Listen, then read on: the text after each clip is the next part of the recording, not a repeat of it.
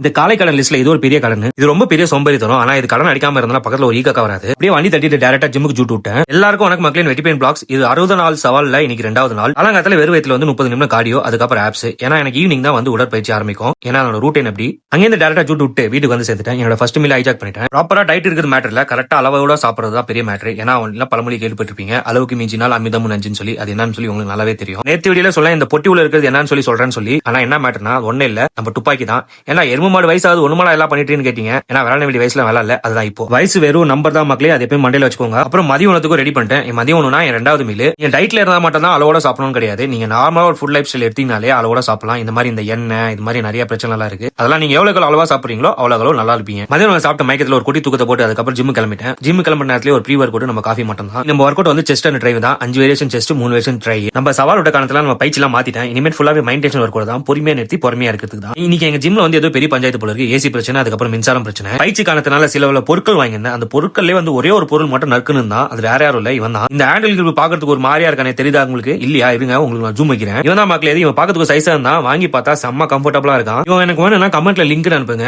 அப்படிலாம் சொல்ல மாட்டேன், அவ்வளவு பேர் பூர்த்திலாம் இல்ல. நான் உங்களுக்கு ஸ்டோரியில போடுறேன் இதோட லிங்க். ஜிம்ல மின்சார இல காரணத்தினால எல்லாரும் வீட்டு போக சொல்லிட்டாங்க. பண்றவங்க பண்ணுங்க. ஏன்னா யாரா மூச்சு கிச்சி தானே செத்துட்டீங்கன்னா நாங்க பொறுப்பு இல்லைன்ட்டாங்க. நம்மளுக்கு உயிர் தான் முக்கியம் சொல்லி அங்கே ஜூட் விட்டேன். இங்க நேரா போயிட்டு கோழிகளை போய் கோழி கொஞ்சம் வாங்கிட்டு அப்படியே கொஞ்சம் முட்டையை வாங்கிட்டு வீட்டுக்கு கேஸ் ஆயிட்டேன். அப்படியே வாங்கின கையோட அவனை கொஞ்சம் ஊற போட்டு இந்த மசாலா உண்மையாவே நறுக்குன்னு இருக்கு மக்களே. வேணும்னா ட்ரை பண்ணி பாருங்க. இவன் வந்து பிளிங்கின் நம்பரும் ஜெப்டோ நம்பர் கேட்டு இருக்கான். அப்புறம் இந்த மாதிரி என்ன டைட் கிட்ட இருந்தீங்கன்னா நீங்களே சமைச்சு சாப்பிடுங்க. ஏன்னா நம்ம மேல இருக்க பாசத்துல வந்து நம்ம தாய்மார்க்கர்லாம் வந்து அள்ளி போட்டுருவாங்க, கிள்ளி போட மாட்டாங்க. அப்படியே சமைச்சு முச்சு கையோட அங்கேயே நின்று ஹைஜாக் பண்ணிட்டா நம்ம இருவனத்தை. அதுக்கப்புறம் மட்டை ஐட்ட மக்களே நாளைக்கு பார்க்கலாம். போக்கஸ் ஆருங்க. மிக்க நன்றி.